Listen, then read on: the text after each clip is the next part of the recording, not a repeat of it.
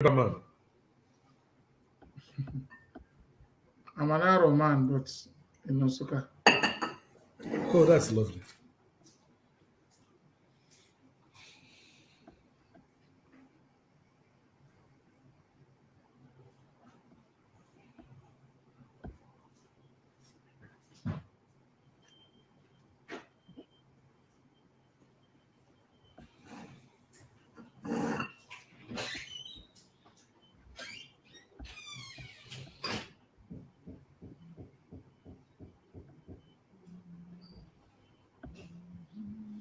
Hello, my people. My name is Chinedu Anichi, your one and only celebrity CSO, and this is Chinedu Anichi TV, streaming live from St. Louis, Missouri, United States of America. And today we have a very important guest in the show.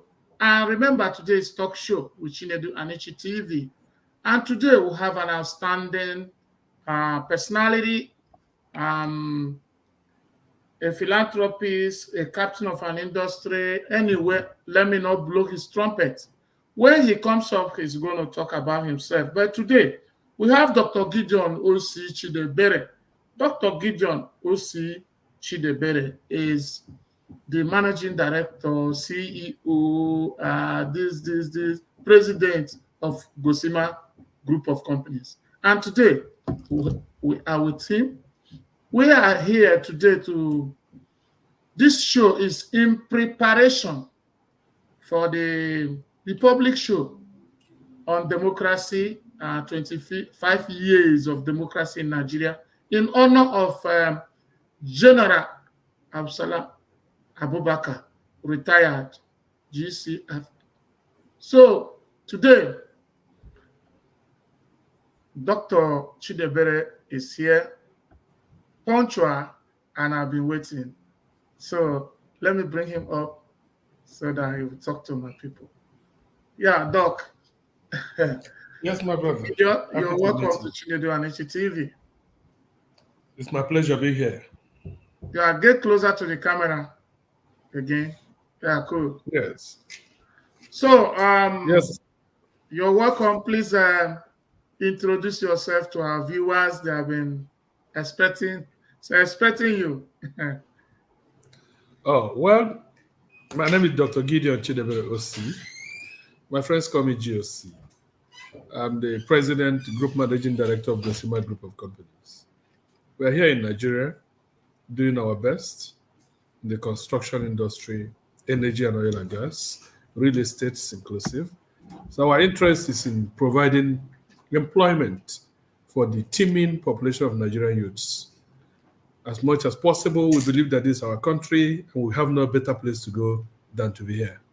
So that's why I'm here. Thank you. Wow, that's great. That is great.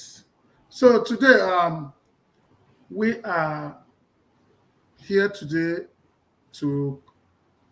for this talk show in respect to the general who was the president, who was the man who initiated in the Fourth Republic democracy.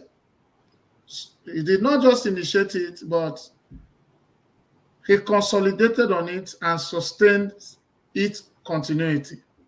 And in reciprocate to such a good gesture or democratic good gesture done to the entire Nigeria, on the 29th, there will be a public lecture in his honor conducted by Leadership Scorecard magazine, of which I'm working in partnership with. And we know you are one of the principal officers that is behind the mask. So we want to talk with you in this show and let all our followers and all Nigerians and even Nigerians in diaspora to know about your participation and your love for sustenance of democracy. But before we go on, if you meet any person who have arrived, you might not be the richest man, but you have control over Gosima Group. It's not a joke. And what you deal with and what you cover in the country is not something that is hidden. So we can say you are a celebrity of sort in that dimension. And whenever you touch celebrities, they will always be conscious of telling you the story behind their glory. If you touch Osime, Osime will tell you, I hot pure water. If you touch Timaya, Timaya will tell you, I did this one. So that you know that Dr. Gideon did not just fall down from heaven and become who he is today. So do you have any story like that? Can you just tell us a little of your background? If you have a story that led to this glory, it will encourage our listeners so that they will know you did not just fall from heaven and became the president of Gosima Group. Thank you very much for providing that background. As a matter of fact, I think today is not a day to discuss about my history of how we got to this point. But since you have provided the opportunity to do so, yes, I will tell you the story. I am from a very small town called Ishagu. Ishagu is in Ebonyi State. In that community, very good. In that community, you can reach out to anybody there and ask about my story. My story today is a motivation to so many people in that community. My story is one that reminds every child that anything is possible, that God can lift anyone up. My story, as I'm telling you, had made headlines in the community, in the state, and in the country. Hard work, consistency, and the grace of God will always see you through. I was born in one of the poorest of the poor families in my community. Going to school.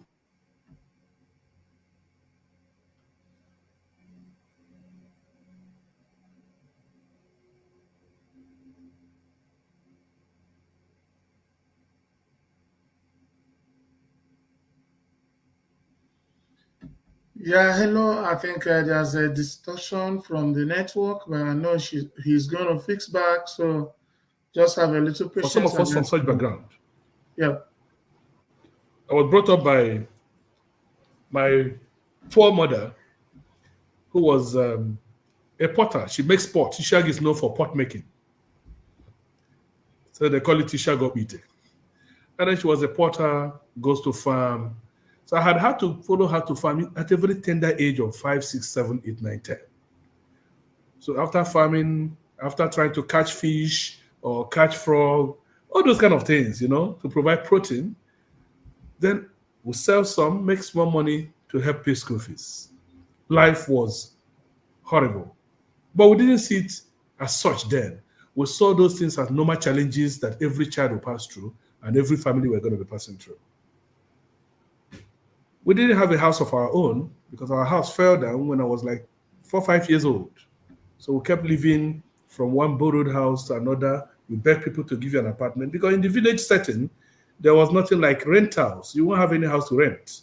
So people give you a place to stay if you don't have a house. So that during dry season, you can build a new mud house. Most of those mud houses fall during the rainy season. So, but of course, you must have the resources to also be able to build one. That was the journey. But to suffice it to say that God was always there, providing for us. And by divine intervention, one worked hard in school. Education is the key to the success you are seeing today. Because if I had not passed through this trajectory, this educational journey, this pathway, I'm very sure I would possibly be in the village, riding Okada, or joining them to run around that we are playing politics, all those kind of rubbish. But you see, we calculated our step. I worked very hard, got scholarships to secondary school, scholarship to university, and graduated. And upon graduation, I started my own scholarship program because that's all I know. Without scholarship, I would have not gotten to where I am today. So I went to University of Benin. So if you are talking about people went to which university? Yeah, I graduated from University of Benin. Okay. Benin is in Edo State. I know you in Benin. Beautiful. So, and it's amazing thinking back, trying to reflect where we're coming from and where we are today. Upon graduation, I started worked in several government establishments, And I found out that if I continue working in government, I will be able to feed myself and my family as a medical doctor. But then, will I be fulfilled? No. I have the passion. I've always wanted to make an impact because I know the kind of community I was coming from. We needed to lift more people out of poverty. We needed to provide for as many as we could. And I know I won't be able to do that from my simple office as a medical doctor, from my clinic consulting room. Now I won't be able to do that. So I decided to go beyond the normal, beyond what is expected of a young man like me growing up at my own time. I set up my companies, got further trainings, exposed myself to more knowledge, and here we are.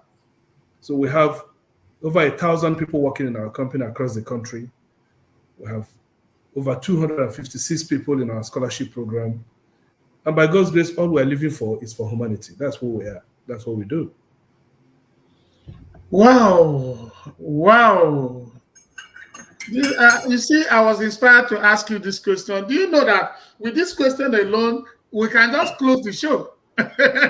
With this your answer alone, you can just end up the show. Because let me tell you, let me tickle you a bit. So I'm an actor. I have a couple of my movies in Netflix. I'm an actor. I was chief secretary of my state. I was administrator, local government development council. I was security advisor to my governor. I was advisor to governor on politics, political advisor. So, but when I came to the US, I thought of what I could do to humanity. I said, let me give humanity a voice. So, and in giving humanity a voice, others will hear. They say faith cometh by hearing. And the Bible asks, hearing what? I say, hearing the word that comes from God. God will not come down and speak. Do you know that only this testimony you have given will bring instant emancipation to those who listen to you? Those who are suffering from depression, those who want to give up. Only this your testimony. Knowing that Dr. Gideon, president of Gosima Group, was living in somebody's house, went to fishing, trained by the mother, suffered poverty. At the time, they had no house. Do you understand? So, but do not allow the circumstance to determine your destination. So if you allow the circumstance to swallow you, you will not have a very good IQ to be able to gain scholarship, because those days scholarships are on merit. You're right. You understand? Scholarships is for the bright students, not just any kind of person. So thank you for reflecting on that, and we are encouraged, we are edified by this testimony. So we can now go really into why we're here today.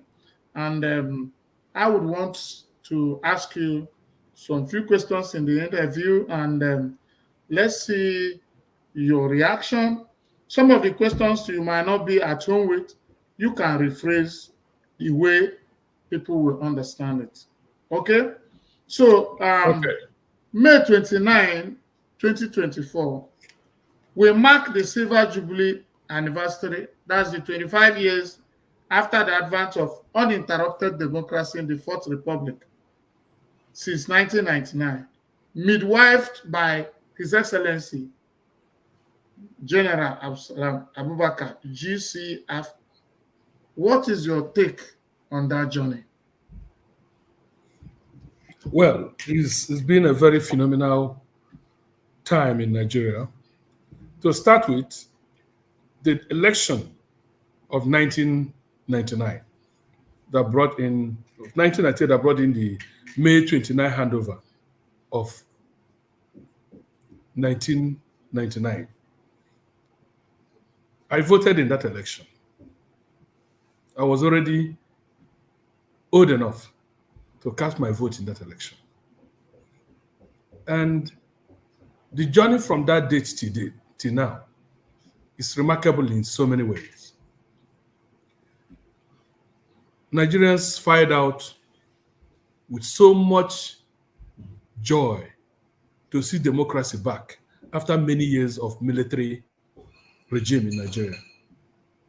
And so in 1999, General Abdulsalam Abubakar, now retired, who was then the President of the Federal Republic, or rather the head of state of the Federal Republic of Nigeria,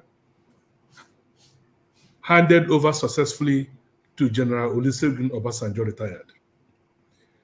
It's been from one government to another. Promises were made to Nigerians. So much hope were on the table.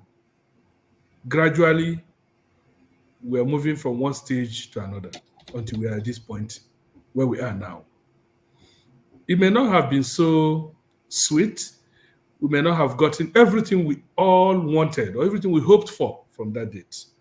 We may not have arrived where we ought to be, but certainly where we are today was not where we were in 1999.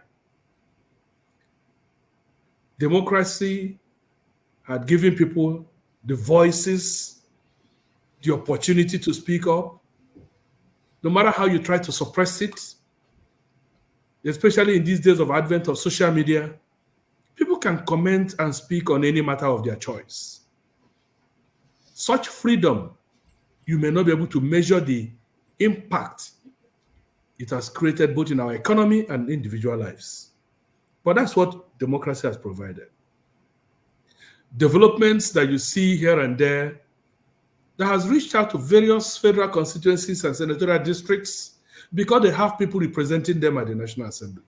Such communities may never have had the opportunity of seeing government presence if there was no democracy. So I tell you, it's not been so bad. It's not so bad, so bad. Certainly, we are not happy. We are not so fulfilled where we are today because we felt with the resources God has blessed us with, in terms of natural and even human resource, we feel that we should be better as a country. But we must continue to challenge the status quo, to try our dream for our children to continue. Oh, great. It's been a very long journey.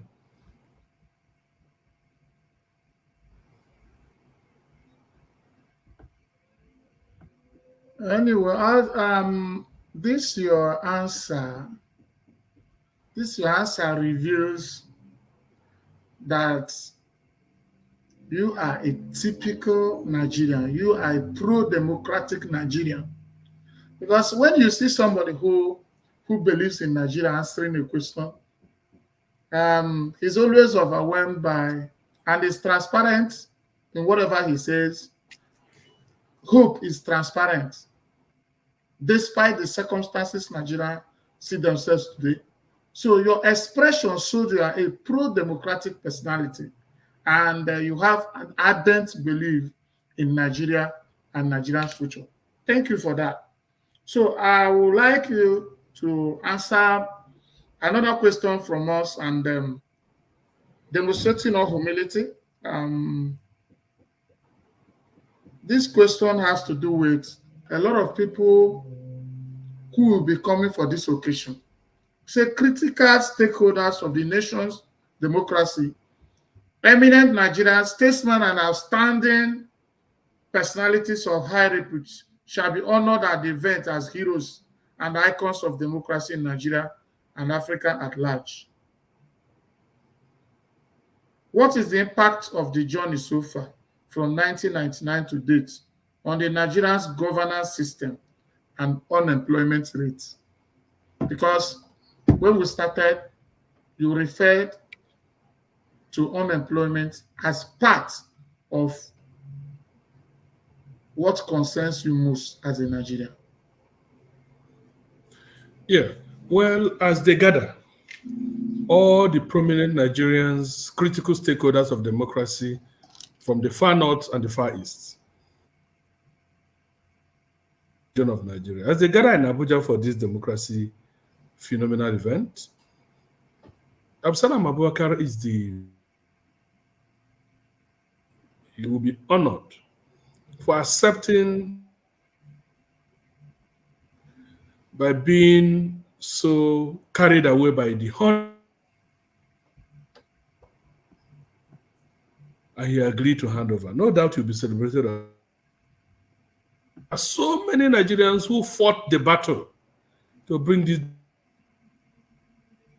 It will also be a good time to appreciate them, the sacrifices they made for Nigeria. Day, who you few terms they contributed challenges bedeviling us as a country. Let them come and hear what the younger generations have. The truth be told, this level of unemployment we now have, right? Our Commonwealth had to build industries, employ people. There's no how you provide job for people. There's no how you if you cannot provide employment. We're not.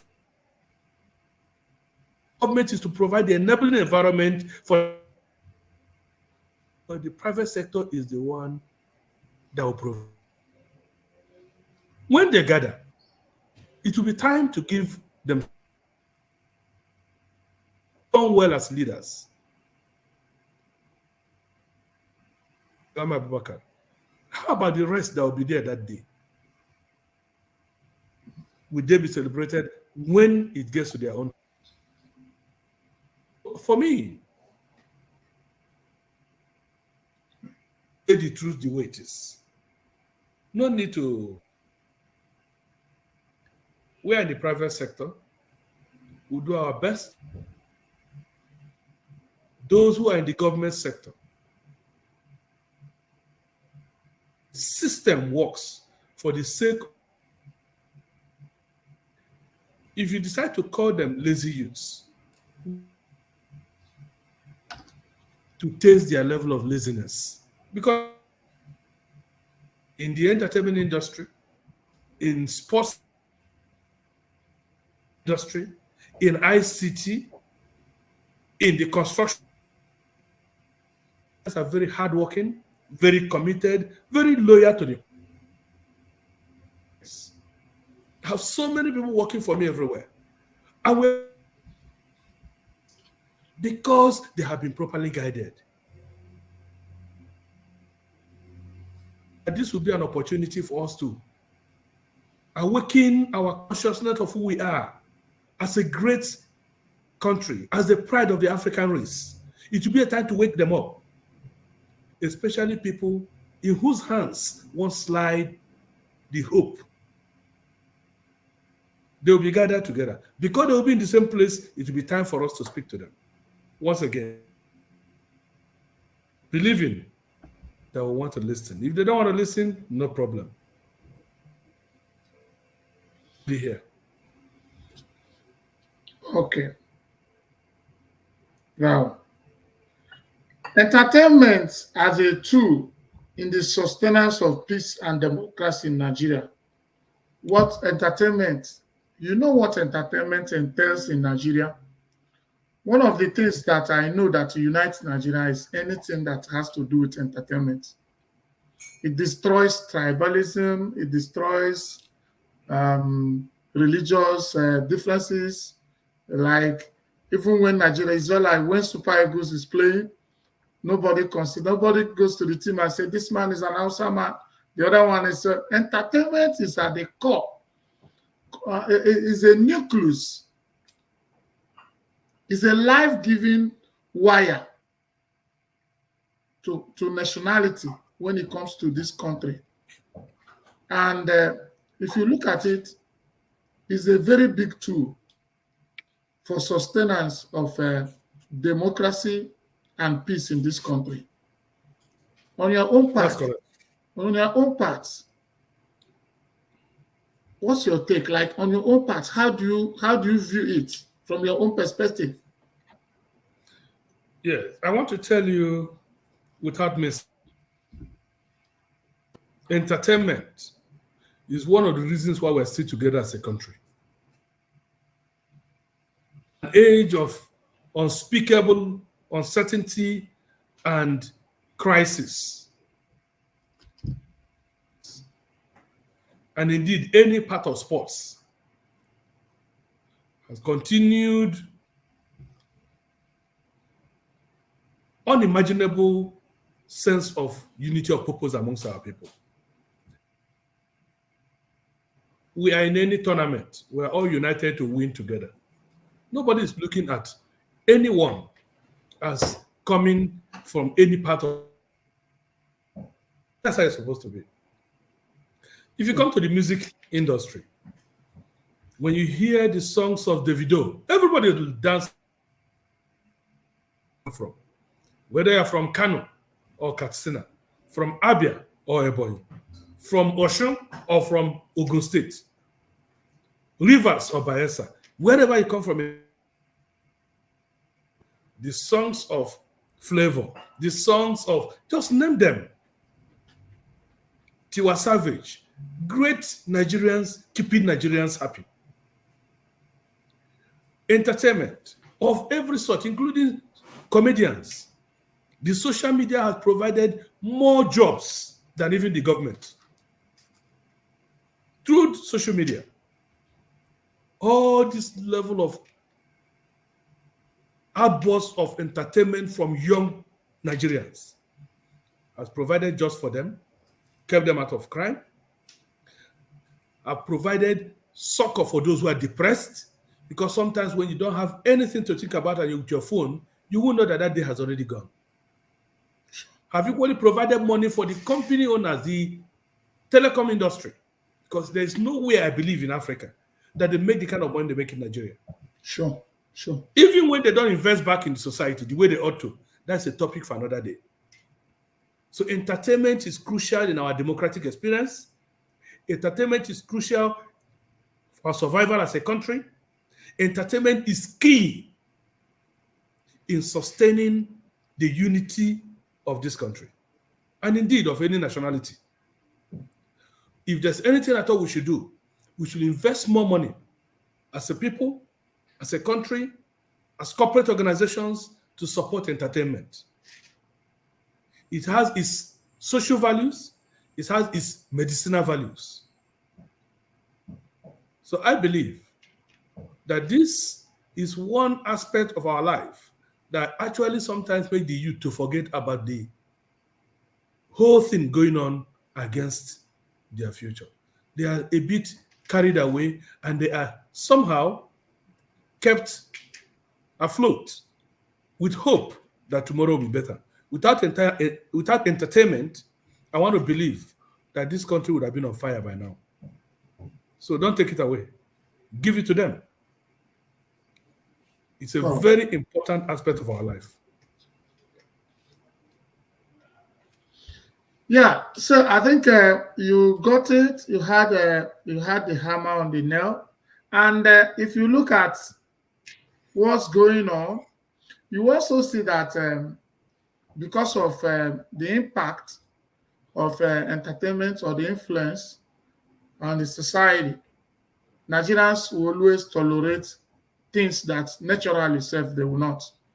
Sometimes you see, like that time that there was scarcity of naira, you saw that people started making skits, POS skits and comedies and all this. Any situation in Nigeria that is challenging, Nigeria turns it into comedy. And before you know it, everybody will be laughing about it. And before you know it, we navigate. We're happy people. But we're happy people. Yeah, we're very happy people. But at the time, when I look at it from my own point of view, I feel that it's a nice thing, but sometimes it makes the youth lose focus of very integral part of participation in governance. So it's just to strike they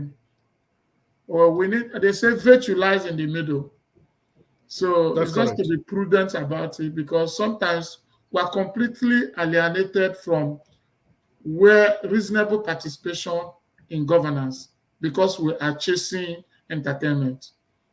And that's why sometimes you see like this show we are doing now, because it has to do with government, you will even see that the viewers are very few. And um, but if I raise a topic on entertainment, you will see the kind of people that will gather. And sometimes the kind of thing you are saying here now is 100% more important than that what that entertainment can offer. Do you know that some people can come to us, beg us something for giveaway? We just give them some money, which they should be empowered to use it and find a way of doing something. They will use it to buy data to go and argue between the video and whiskey, which one has more money. So and they will go to Tunde Dino's page. Tunde is a millionaire who is cashing out. Whiskey is a millionaire.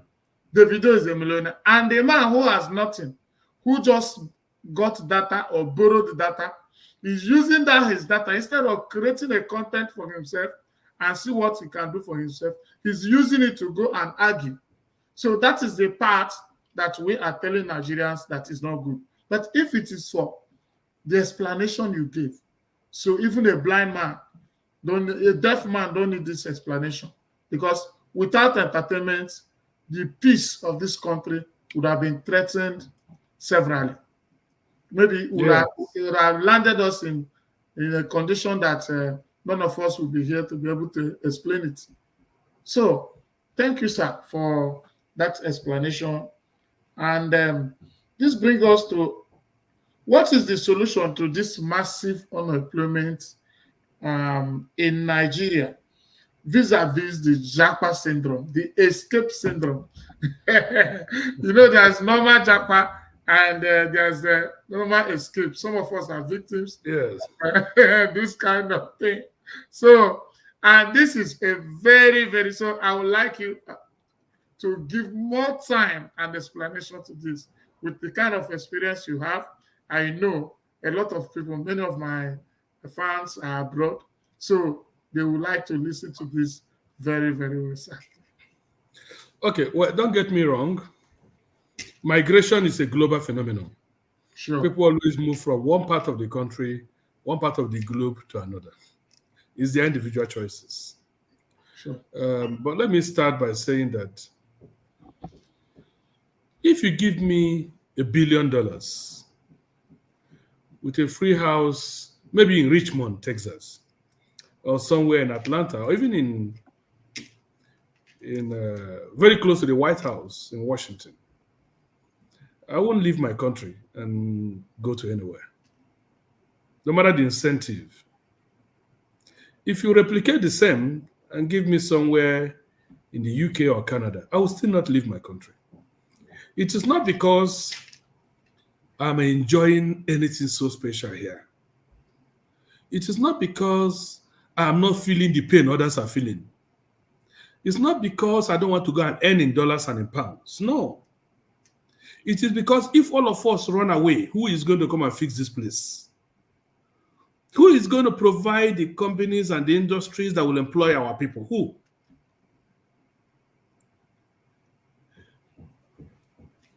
The problem of unemployment in Nigeria is very much of great concern.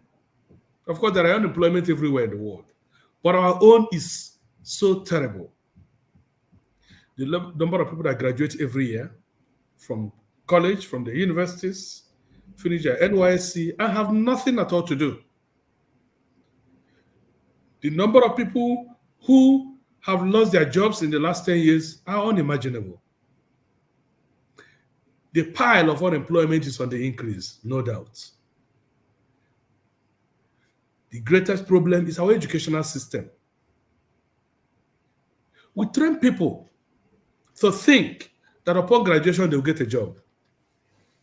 Our system does not prepare our younger ones to think about how to create job. It's how to get a job. Wow. It is out of school that people begin to think about how to create a job. Yes, it is out of school that people begin to think about how to create a job, which means it is now the necessity. It is now the unemployment that is opening their brain. We have so many people with millions of certificates moving around without a platform to use it. So our system is faulty. And we are speaking up to power. It is time to incorporate entrepreneurship as an integral part of our educational system.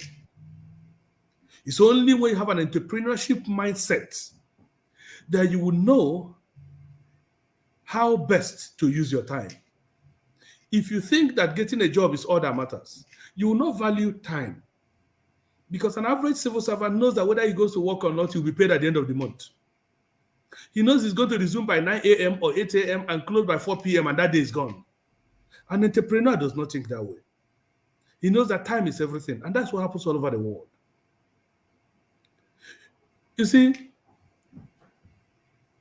if you are a barber or a hairdresser and you set up your barbering salon well, and you keep it clean, and you attend to people with courtesy, and you are nice to them, you speak in the language of love, appreciation, and respect, you will never lack customer.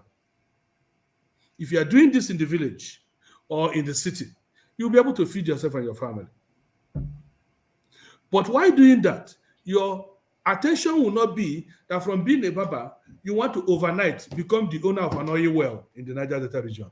Things don't work that way.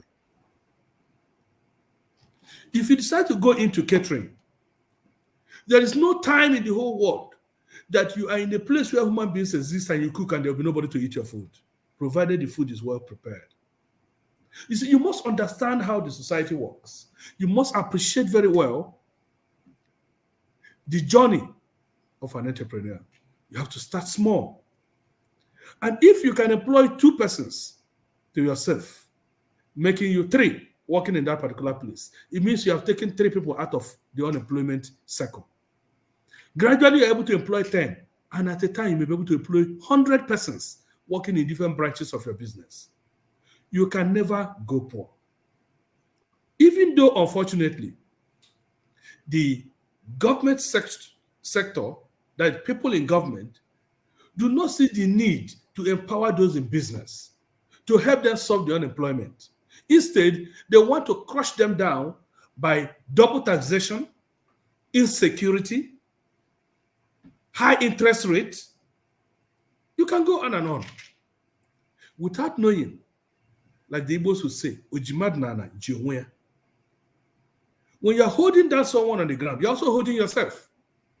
But if you open up the business environment and it is so thriving, people will come from outside the country to invest in your country. And you will create more jobs for your countrymen and women. That way you will reduce unemployment and you will reduce insecurity. So, Mr. Chinedu, I tell you, it's so painful to me that doctors who are trained in Nigeria to take care of our people are all running out of the country because they are looking for a better life out there, a greener pasture. Same with nurses, same with engineers. Virtually all the IT specialists in Nigerian banks have all gone. Our best of brains. And the politicians are just relaxed as if nothing is wrong. They don't know that we're all sitting on a keg of gunpowder if nothing is done about the Japa syndrome.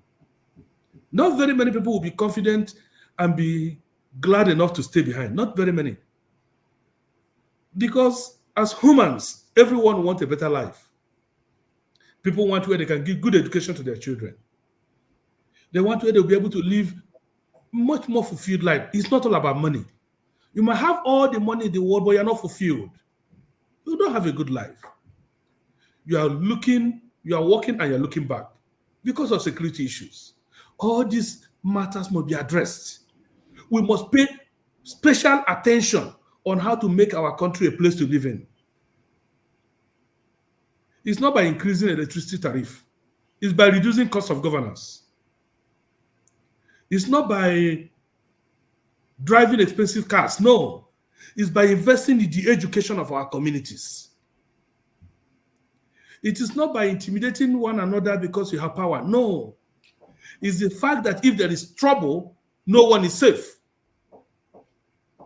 So we must put our heads together to work as a people, to develop our country, for others to come, visit and go, and appreciate us for who God has made us to be. Running away to another man's country is not the solution to Nigerian problem. We can't solve our country's problem by running away. You can japa and make all the dollars and make all the pounds, but you still want to come and build a house here and come back once in a while. So we believe that it is better we face this our trouble once and for all. And God's willing, by God's grace, and by our individual efforts and belief in our country, we will definitely get it right. I don't know whether I've answered your question. GOC, when it comes to answering questions, I must confess,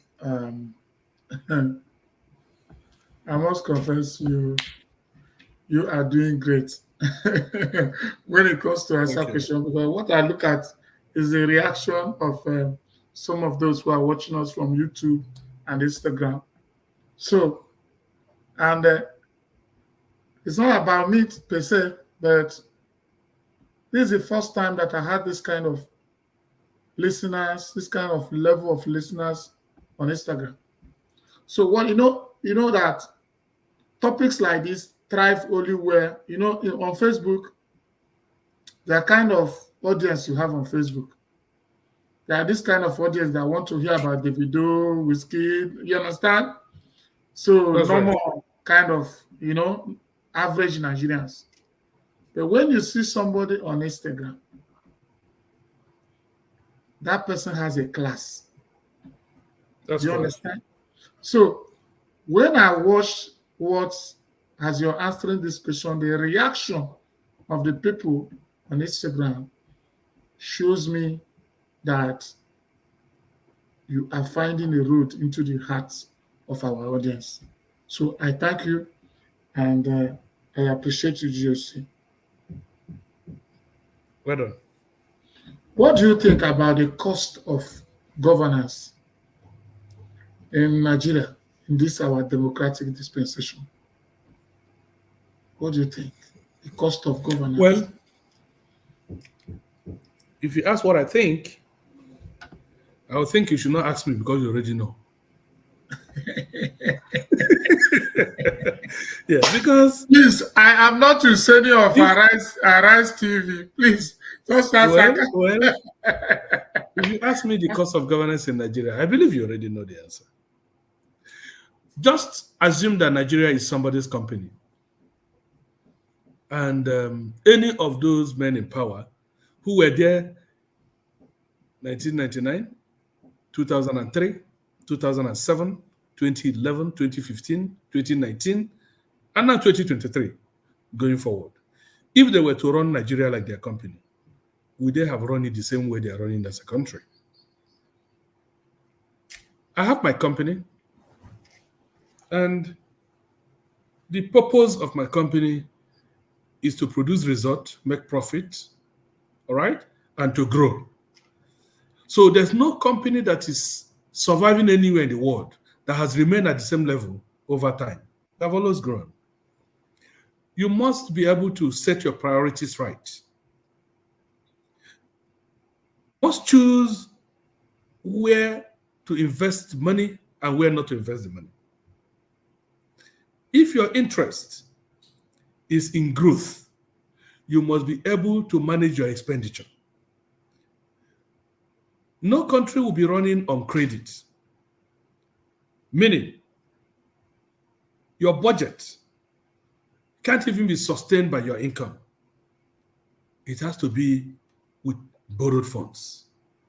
And even the borrowed funds are not being utilized to generate enough infrastructural provisions that can produce results that can pay it back. Even if other countries are doing so, and we feel that, yes, we are not the only country owing. By the way, so many people are owing, even individuals are owing. It's not a justification whereby borrowed funds are stolen. And nobody seems to think that is wrong. We must be strategic in our expenditures. We cannot live like rich people and go to people who live like poor people to borrow money from them. That's not wisdom. We cannot be, if you want to live an opulent life, if you want to show off your class, you want to drive the most expensive car, go into entrepreneurship, be your own boss, make your money and use your money to buy it. Not to use government money, money meant for poor masses, to live like a billionaire in power. It's not sustainable. It is not right. If you are a government official, permanent secretary, director, senator, House of Rep member, there should be a system, a law in place to insist that your children should go to public school. If your children can't go to public school, then you should leave that position for someone else to occupy it. Because if your kids are in public school, you will pay attention to the quality of education in public schools. At the same time, if you're occupying government position, you should know that you are not going to be there forever. Like some governors will always display. If you're not going to be there forever, which is certain as ABCD, you should treat people with respect. The moment you assume the God position and treat people like animals, and because of poverty, because of hunger, they can't speak out, it's a matter of time. If it doesn't happen in 10 years, it can happen in 50 years. The people wake up one day and tell you that enough is enough. It's a matter of time.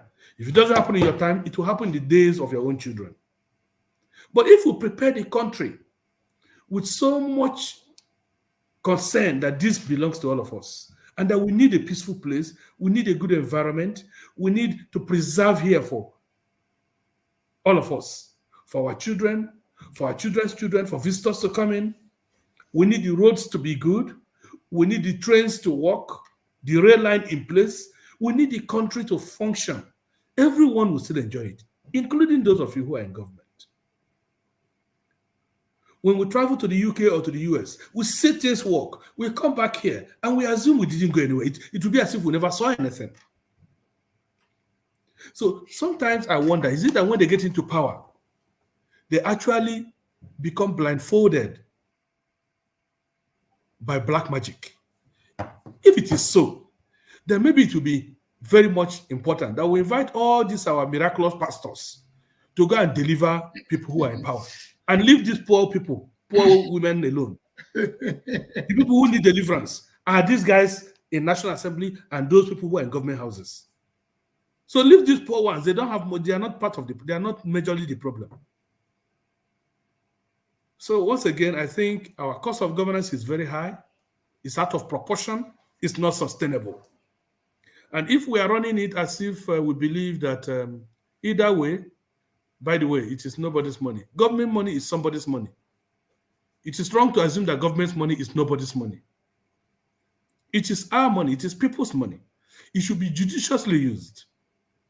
There's no reason why Lokoja through Auchi to Benin Highway should not be in the best shape now. There's no reason why any federal highway in Nigeria, how many kilometers do we have covered together, should not be in their best of shape for ease of transportation. There is no reason why children in Nigerian public primary schools and secondary schools should be sitting on the ground to receive lectures. It is evil in this time and age.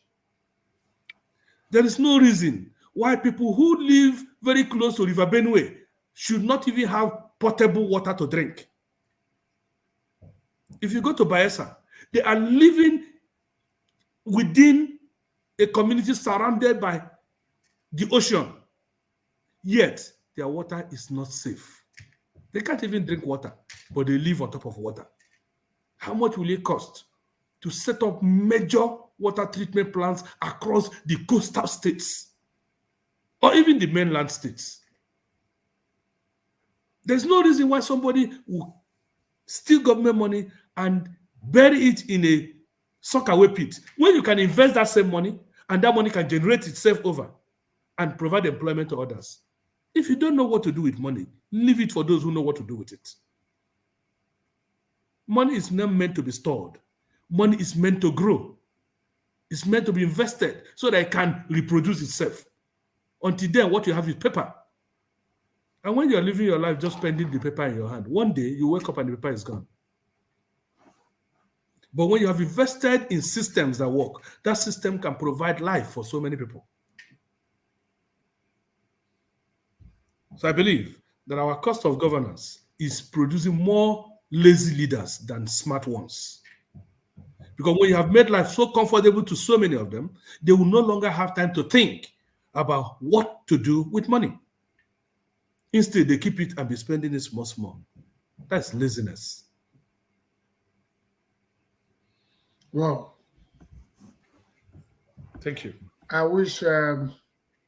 just wish all these leaders will listen, and by God's grace, the level we're going to push this interview, it will go far, and we'll make sure, because we have few of you who can speak like this, and this reveals that you are coming out of experience, and you see, that is why it is good for somebody to climb the ladder of life. Do you understand? So you feel for you now. You see clearly. In epistemology, in philosophy, there is a school of thought that promulgates what they say projection of idea.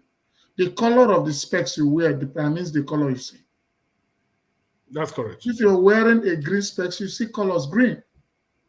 So a lot of our leaders are putting on goggles that have their own personal colors.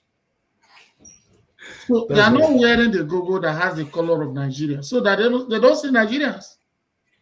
So, but from your speech today, you are putting on a Nigerian goggle. And with the Nigerian specs, you can always, eyeglasses, you can always see Nigerians.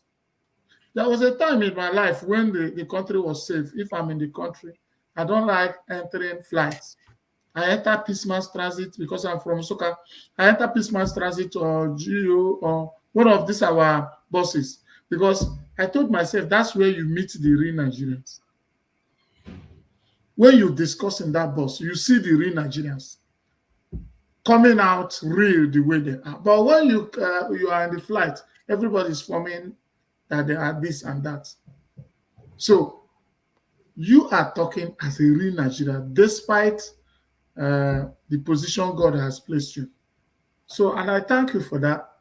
So, what's your, generally, because we'll be closing up, generally, what is your advice to the teaming youth, the young people in Nigeria? Because whether we like my it, advice to the future belongs to us. That's right. Well, my advice to the Nigerian youths, young, dynamic, very hopeful generation, is to continue to be your best. Do not be disappointed by what you see today. Do not let the challenges of this moment to crumble your hope and your aspiration. Do not let your limitations to bring down your tempo. Instead, let all your limitations be your motivation. Wow. If your limitation is your family background, tell yourself that you're going to be the one to change the story. If your limitation is money, remind yourself that the richest man 100 years ago is not the richest man today. If your limitation is education, you've not been able to complete your education, tell yourself that you don't need anybody to train you, you can train yourself. You can be carrying block in a site, be helping to do excavation. You can be selling pure water and be going to school on weekends. Let that your limitation be your motivation. Because if you are not motivated in life, you can't do anything. Again, it's just a matter of time. And you wake up one morning and you have a story to tell. Keep your hands clean. Going into crime will not solve the problem. No criminal, be it kidnapping, armed robbery, drug dealing, there's no criminal that would ever succeed to the point of being able to tell a story successfully and say, I am proud to be a criminal. Nobody. If you want to make it in life, just work hard, be consistent in what you do, have the right circle around you, build your network in the right direction. And I assure you, you will not go wrong with that. No matter how bad things appear in Nigeria, there are countries all over the world that Nigeria is still far better than.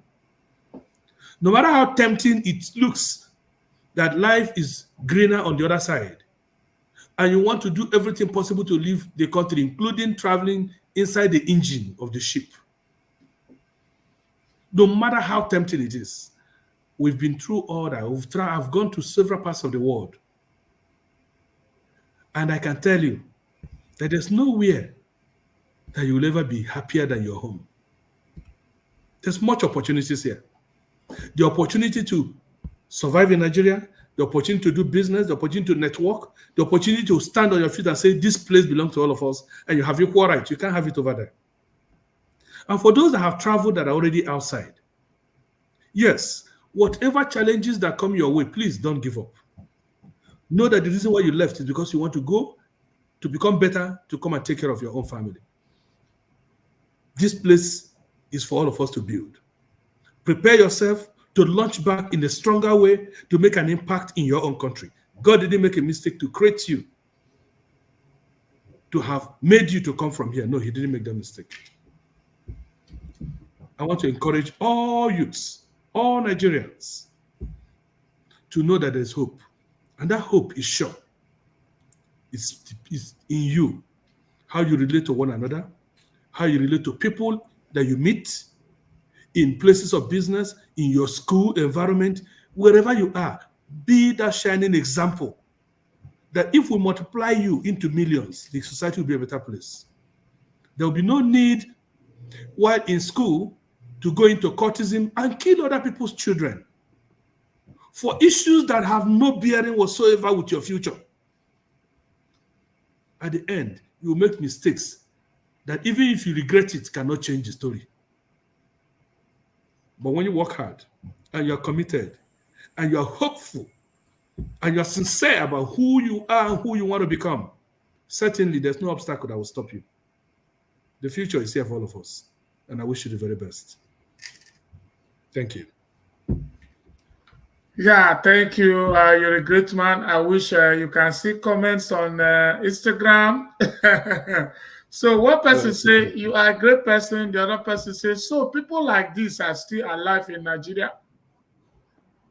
Tell him that they are. There are So much more some people. other person said, you are a great man. The other person said, look at a great man talking here.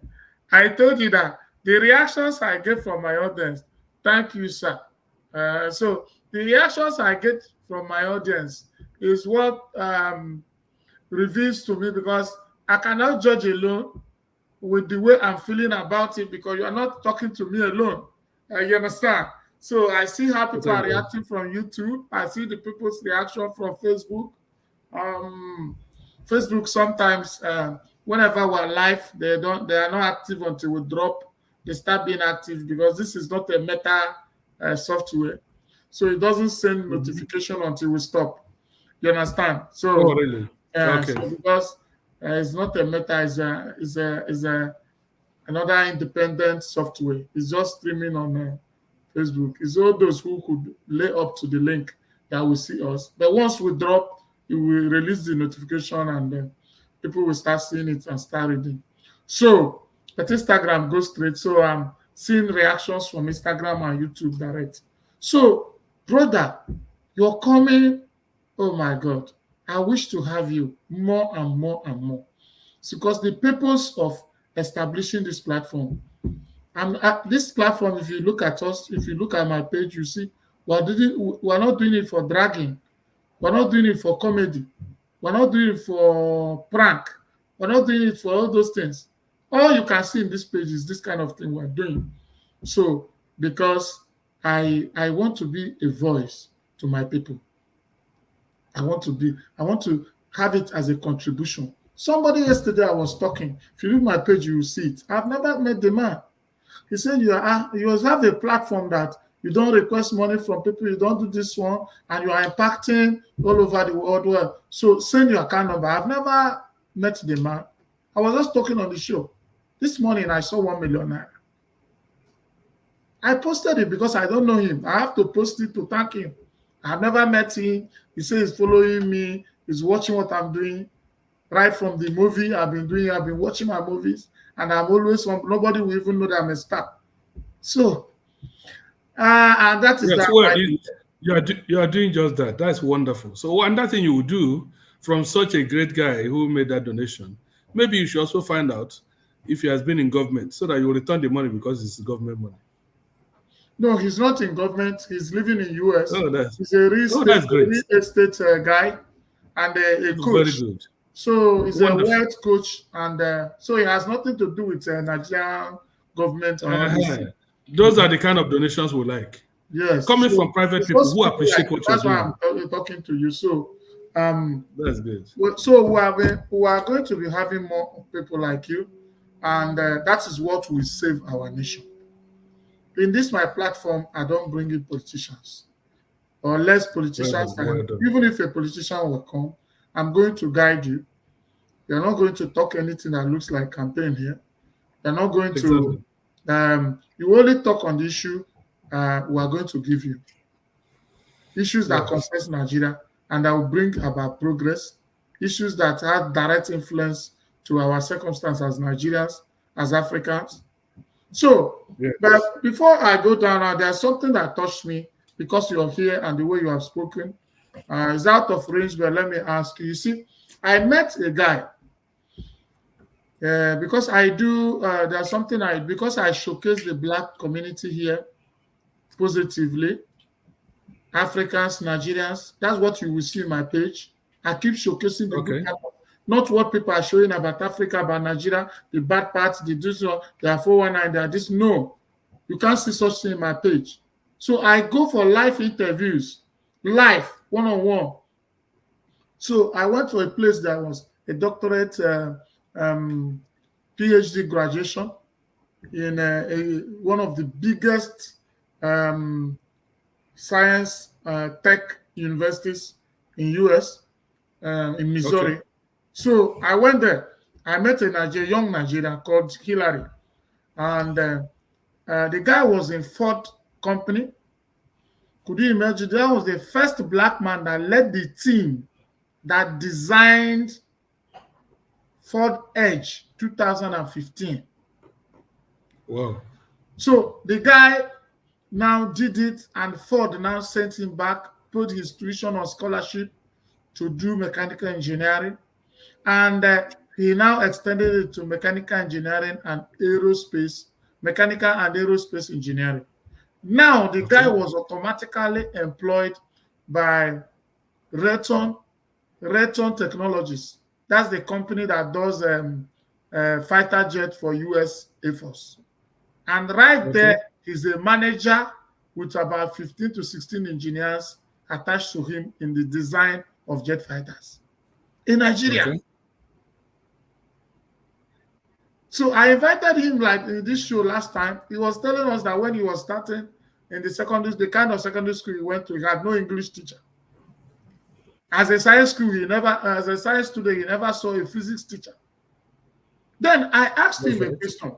With all this you have acquired, Ford celebrated you, Raytheon Technology celebrated you. You know what it means for Americans to employ a Black man, not just a Black man in Nigeria, you understand, heading a team in the design of their jet fighters.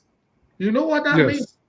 So I said, how do you intend impacting on the Nigeria science space from what you've gotten from the US? Do you know the answer he gave me? Until No. Nigeria turn on. Until I Nigeria do was what? shocked. I'm just trying to relate it to what you are saying. Until Nigeria turn on. Okay, Yes. turn on. Yes. We're in And an off. Nigeria need to We're turn in on. off mode at the moment. Okay. Yes, that they need to turn on to give a conducive atmosphere for experts to come home and impact in the system, Nigerian system, what they have inculcated from the outside world. So, Yes, I agree with him. your crusade today about Nigeria turning on. So it's not about somebody jackpot or somebody, the youth, you encourage your motivation is okay. But even if we have come here, acquired some things and come home, the conducive atmosphere to operate is not there. The same government Yes. will make sure that an individual the process will be so bottlenecked that you can't survive it. They make things more difficult for you. Just like you mentioned, taxation and all that. They are not even helping. There are no soft loans. There are nothing. So how do you analyze this? Tell our friend, the great guy there, the great scientist, aeronautical engineer, that we appreciate what he's doing all over the world. And that Nigeria and the Nigerian people, when they see or hear stories like that, we are motivated more to believe that the future indeed is bright. You see, to solve his problem is to solve the leadership crisis that have bedeviled us over the years. And it's happening gradually. There's no growth that is spontaneous, even the ones that are genetically modified. There's a process. If you see what's happening in Abia now, you will know that, look, if you get it right in leadership, every other thing will fall in place. If we can get it right in power, there is electricity in Nigeria. If we get it right in our psychological mindsets, if we are able to walk into the mind of Nigerians to know that you don't need to be a trillionaire to be happy. You don't need to be a billionaire to be happy. And there's no competition in life. That everyone should have their space, making their impact, and living a very comfortable life. At that point, we'll be able to stand in one voice and face the political class. To make them know that, look, you cannot leave your comfort zone or your home and come and be feeding fat on Nigerian space, on the Nigerian resources. Politics and governance should be service, not business. Politics is not profession. It's not a profession. You cannot say, what do you do for a living? You say you're a politician. So when people are occupying places of governance, so politics are my brother, you are there to serve the people. So to serve the people means that we may not even require you to pay anyone. If you are a good leader, you should be able to say, look, I am not here to be paid salary as a senator, as House of Rep, as a governor. You should be able to tell the people, look, we are here to fix our state, not to be paid very highly, that you don't even know what to do with the money. When that happens, we'll begin to prepare the environment to become conducive enough that very intelligent people will not waste their time going to join politics. They will go into innovation and inventions. But when politics become the only thriving business, you will see that both doctors, engineers, lawyers, everybody want to be a politician because that is the only one that seems to be working. But that's not a sustainable career. So if we have electricity, we have security, we have blueprint and policies that guides establishment of businesses and innovations and inventions, there's nothing that can stop the Nigerian man. Wherever we go, we're always shining because we know where we're coming from. It's not in the Nigerian blood. It's not in our system to be dubious. No. The average Nigerian, from our background, from our training in our villages, by our mothers, those days, you cannot see what does not belong to you and you take it. Yeah, sure. Your mother will beat the hell out of you that night. It's a new social invention that somebody will sit down with his laptop and be defrauding people and buy a car and another person will agree to enter inside. You can't come home with a car when you're not working and your mother will agree to enter inside. Oh, we go. The typical Nigerian and African environment is built on character, on attitude, is built on justice, on equity. Wow. That's where we came from. Not this madness going on now. The average family in this part of the world, they are not driven by money. We're driven by character. We're driven by the integrity of the family. In fact, when you want to get married in the part of the country where I come from, in Igbo land, they will go and ask questions. They will ask, who is the father of this girl you want to marry? They will make all the inquiries, and if there is any stain of stealing, prostitution, anything you can call it, if there's any stain in that family, then they will tell their son not to proceed with the marriage. That way, they were trying to use their own traditional way of investigation to keep the society very tight, very proof, that is devoid of corruptions. But now, we are almost losing touch with that. So when you see Nigerians doing well all over the world, it's in our character, it's in our gene to work hard, to be consistent, and to make sure that we fix problems when we see them. That's what we stand for. The criminality you see is not the Nigerian attitude. That's not Nigeria. That's not who we are. And I can say it anywhere, anytime. Thank you so much. Yes, my brother, that's wonderful. Oh, I wish you are seeing the reaction from all, because on the TV Mudir set, I'm seeing everything the same time. You understand? So, hi, yes, man. Thank you for coming. Thank you for coming, my brother. Send me word to all the audience. It's mind blowing. I'm so grateful. But to wrap it up, I want to ask you, what will you tell the world about Chinedu Anichi TV? The little experience you've had. Well, funny enough, I've never heard about you before now. Never heard anything about Chinedu Anichi TV until about 3 days ago. Last week, I think Thursday to be precise, or Friday, when you intimated me about this talk show and that I was going to be appearing. I wondered how you found me and who gave my details to you. But later on, I found out I heard it from the leadership scorecard. Yeah. And from what I have just witnessed, I think you're a change agent. I believe that what you're doing is more than the abracadabra of so many so-called men of God who are actually taking care of their families instead of taking care of the people. Well, there are still good people out there anyway.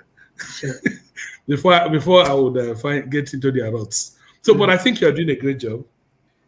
Being a change agent, providing a platform, the voice of the voiceless, speaking and galvanizing our people all over the world, Black race, not just Nigerians. Let the world see what we have. So through your channel, this is being made possible. I commend you. I want you to keep it up. Any partnership that you think you can have with us at Gosima Group, at the Gideon and Joy Life and Leadership Foundation, that's our foundation through which we help the people. Please feel free to let us know. And all our audience, let them know that we appreciate them. I celebrate everyone whose heart beats for the good people of our country, who is willing to go the extra mile to help a suffering child somewhere, because you don't know who that person will become in future. For whoever you are, if God has blessed you, lend a helping hand to another. That is the only way we can spread love and not hate. That is the only way we can help to make our communities a better place to live in. So I commend you, Chinedu. What you're doing is great. Keep it up. I hope to see you in the US one of these days when I'm around. Okay, sir. Thank you, sir. Yes. Okay, my people, this is Dr. Gideon Osi, President GMD Cosima Group. You just mentioned the foundation now, and you never Gideon mentioned and Joy. Please, can you Gideon and Joy Life. Just tell us about the foundation. Yeah, the Gideon and Joy Life and Leadership Foundation is our foundation arm through which we invest in the life of the people, the poor, the downtrodden, We offer scholarship programs. In fact, last year in 2023, our last program, we gave out 100 million naira to the sponsorship of 105 people in the university to graduate. Wow. So now we've been doing this since 2008. We've had so many people graduate from our scholarship programs. Some of them are working in Gosima Group at the moment. Some of the engineers working here, the QS, the architects, some of them graduated from our program. And they are doing great. So each time I see them graduate, every year when I watch them on TV or I visit them as they're graduating, I feel so fulfilled. In fact, one of them, who is doing her National Youth Service now in Gosima Group, had a first class. She made first class at the Nnamdi Azikiwe University in New in 2022. Meanwhile, that girl would have dropped out of school sometime in 2000 and I think 2018 or so, when I came home one day and I saw a little girl with her mother crying that she was to be sent out of school because they didn't have money to continue in 100 level. So whenever I go to the village, everybody, my house is always full. So and I said, what is the problem? And when they narrated it, the father is a bricklayer, the mother is a farmer. So they live in a mud house. So it reminded me of my own story. So again, I said, okay, let her join the program. So she was enlisted into the scholarship program. And 2023, 4 years down the line, I was at home to inaugurate the last scholarship program, and she came with her result. Lo and behold, she made first class. Imagine if that girl dropped out of school. That brain would have been wasted. So today she's doing her NYSC in our company in Abuja. We provide her with accommodation. We're going to change her life for good. That is what hard work does. So your family background does not determine where you end. Your persistence, your hard work, your consistency in good character defines a whole lot about you. So there are so many of such people who are under our program, children of the poorest of the poor. And we believe through us, God will give them a meaning into their lives. We build houses and give to people for free. We do free medical care every year across the country. Our interest is to impact in the life of those who we can be able to impact on. We may not be able to do it all alone, but by God's grace, we'll keep doing our best. So every year, we take part of our profit and invest in the life of the people. And that's what gives me joy, above every other thing. So thank you. You can check them out. Yeah, once in a while, anytime you're in Nigeria, we'll host you. There's this thing, you see, you impressed me so much. You know, I come from Osoka, and one of the things Osoka people suffered before was like people tend to look at them as because of their humility, because of traditional consciousness and respect for values. And people from Ebonyi State and we Nsukka people almost share the same values. And just like you saw what you are saying, you were talking about naturally our traditional values does not encourage crime. It frowns at it vehemently and completely different from whatever you get from it. So, and the other part of Igbo land or the other part of Nigerians, we consider it that we are not sharp. We don't know what's up and all this. Yep. So, but right. Those days, if you go to anywhere you see apprenticeship, you will see a boy man or Nsukka man. But today, that apprenticeship, they are studying it now. The Igbo trade apprenticeship, they are studying it. It is now a course in Harvard University. The white people want to understand how did we come up with this, that it will continue generation, it will continue to sustain generational, our wealth and impact trade on the people. So when I established this TV, I started it with the name Otobo Nsukka. That is the village square of Nsukka. I started first of all trying to reposition Nsukka for global recognition. So I was bringing Nsukka to learn our cultural values and those who do good. I brought peace masters into the show. I brought a lot of people who are doing good. Frank Mba, the naval commander of Nigeria, and all those people, they are all from Nsukka. So that people will begin to know. So there's this thing I discovered about Ebonyi State people. Recently, Ebonyi State people are doing so great. Two, Ebonyi State people don't forget their place in their philanthropy. They will always relate to their place. There's a guy they used to call Baby Oko. I don't know. I know him. So Baby Oko, and Of course, I I know can him. mention a lot of you. So from what you are saying here today, I think you are very special people. Even your comedians, even techno, all those people that are coming from your place, they are doing so great. Whenever you Correct. encounter a bunch of people that have come to be, the way they package themselves, the way they relate and empower a bunch of people is so interesting, my brother. So, what Thank is your you. secret? Well, the truth is that we do not have so much. So the little we have, we value it. The truth is that by our background and our training, we can't afford to look for trouble because nobody will come and bail us. The truth is that an average Ebonyi person, we know we are far, far behind. You can't be behind and not make effort to come to the front. We are working so hard as a people, and we know we have a lot more to do. Our investment in our communities is intentional. It's not political.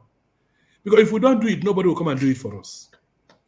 It's strategic because we want in the next 20 years, if you come to a boy, you won't believe it's a boy. So there's no time to fight. There's no time to struggle. There's no time to kill one another. We are not many. So the few of us who are enlightened, who are blessed by God, by providence, that found ourselves where we are today, the onus is on us to lay the foundation for the rest. And that's what we're doing. Wow, thank you, sir, for coming. And our fans, we had Dr. Gideon Osi Chidiebere. You, for those of you who follow the show, I know you would want to. Some people are already writing here. We want to have you again. We want to have you again. So we are open to partnership. Even the adverts we do, we don't collect money from people to do any adverts. And because you have a company, always feel free. If there's anything I can do for you people, ambassadorship, whatever you want, is at zero cost. That's what we do because you must Thank have you. something you contribute. So even It's if my you pleasure. are giving anything to us, it is out of your willingness to give, not that we are giving you Yes. condition that this is what we do. We have a lot of partnership, and Scorecard is an independent media house, but for interviews Yes. and all this, they brought us in partnership with them, and we have been doing it. Udenta will be coming on this show any moment from now. Somebody will be coming on Friday. So, but what I'm saying is that your impact today, I think, gains you a ceaseless opportunity to appear here at any time you want. Just let me know.